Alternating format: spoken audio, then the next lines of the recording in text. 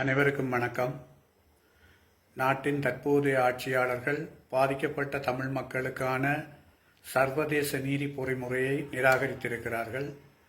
சர்வதேச நீதி பொறிமுறையை நிராகரித்ததன் மூலம் இந்த ஆட்சியாளர்கள் தங்களுடைய இனவாத முகத்தை மீண்டும் நிரூபித்திருக்கிறார்கள்.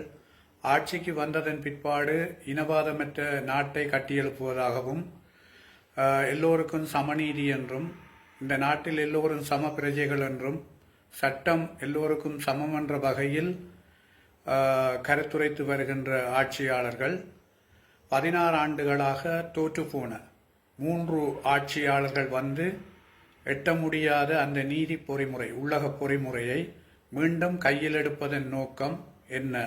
இந்த ஆட்சியாளர்கள் ஆட்சிக்கு வந்தவுடன் இராணுவத்தை தாங்கள் ஒருபோதும் காட்டிக் கொடுக்க மாட்டோம், இராணுவத்தை பாதுகாப்போம் என்று சொல்லிக் கொண்டிருப்பவர்கள் எப்படி உள்ளக விசாரணை மூலம் நீதி வழங்கப் போகிறார்கள் என்ற கேள்வி இங்கு பிரதானமாக இருக்கிறது. ஆகவே உண்மையிலே இவர்கள் ஒரு சமமாக எல்லா இனங்களையும் நேசிக்கிறவர்கள் இந்த நாட்டை முன்னோக்கி கொண்டு செல்ல வேண்டும் என்று நினைத்தால் தோற்றுப்போன 16 ஆண்டுகளாக பாதிக்கப்பட்ட மக்கள் ஏமாறுந்த அந்த பொறிமுறையை மீண்டும் கையில் எடுப்பதன் மூலம் இவர்கள் தாங்கள் ஒரு இனம் சார்ந்த இனவாதிகள் என்பதை மீண்டும் அவர்கள் நிரூபித்திருக்கிறார்கள்.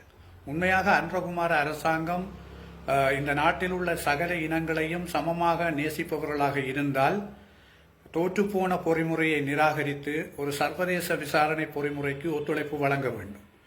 அதாவது சர்வதேச விசாரணைக்கு ஒத்துழைப்பு வழங்குவதன் மூலம் இவர்கள் ஒரு பக்கச்சார்பற்ற ஒரு நியாயமான நீதியை பெற்றுக் கொடுத்து இந்த நாடு முன்னோக்கி நகர்வதற்கான வாய்ப்பை ஏற்படுத்த முடியும்.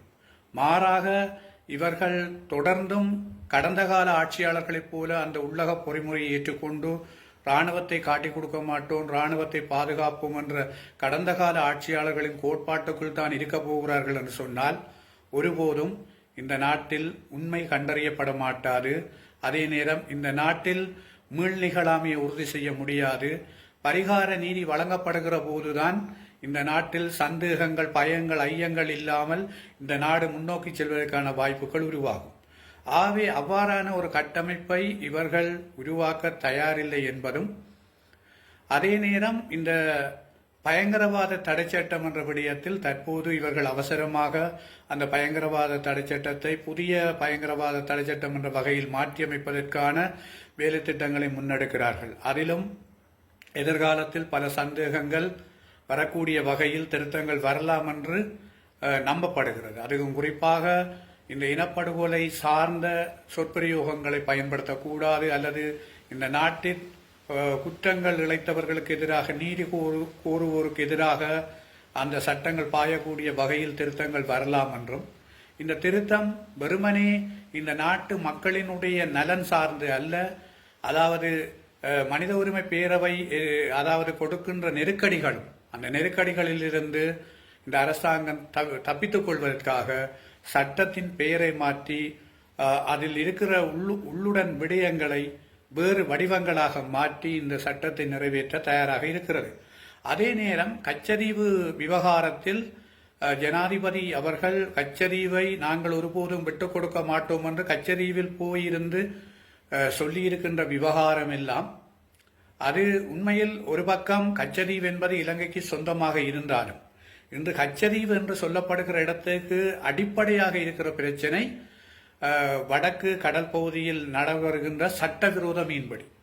அந்த சட்டவிரோத மீன்பிடியை எப்படி தடுக்கப் போகிறோம் அல்லது அதற்கான செயல்பாடுகளை எப்படி கையாளப் போகிறோம் என்று எந்த விதமான மூச்சும் விட முடியாத ஜனாதிபதி கச்சதீவை நாங்கள் விட்டு கொடுக்க மாட்டோம் என்று சொல்லுவது ஒரு வேடிக்கையானதாக இருக்கிறது. உண்மையில் அவர் இந்த கச்சதீவு விவகாரத்துக்கான அடிப்படை பிரச்சனைக்கு தீர்வு காண அவர்கள் தயாராக இல்லை.